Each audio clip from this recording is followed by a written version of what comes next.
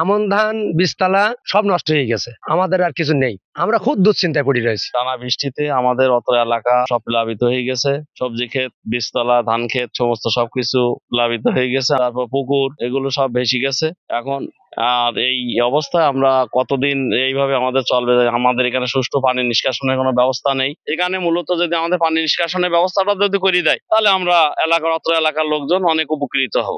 আমাদের ধান ক্ষেত সব চলেই গেছে, এদের সব ডুবে গেছে অতিরিক্ত বৃষ্টির পানিতে।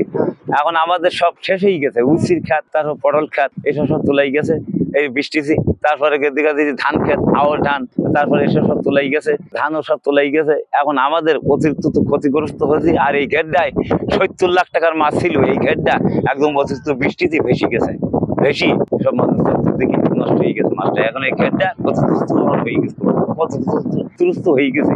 অতিরিক্ত বৃষ্টির কারণে ঘেরের ভেড়িতে যে উচ্ছে, পটল, খিরাই, করল্লা এগুলা লাগানো হয়, সেগুলা অতিরিক্ত বৃষ্টির কারণে ভেসে গিয়েছে। অতিরিক্ত বৃষ্টিতে আমাদের বেশ কিছুটা কৃষির ক্ষতি হয়ে গেছে। 162 হেক্টর আউশ, 50 হেক্টর শাকসবজি এবং 125 হেক্টর বীজতলা নষ্ট হয়েছে। আর্থিকভাবে এটা প্রায় 6 কোটি টাকার সম্পদ নষ্ট হয়েছে। এছাড়া মৎস্য এবং বসত বাড়িতে মানুষের দুর্ভোগ বেড়ে গেছে। পানি বদ্ধতার সম্ভাবনা আছে, সেই এলাকায় একটু ধীরে রোপণের দিকে যায় যেন, আর উঁচু জমিতে তারা রোপণ করে ফেলুক।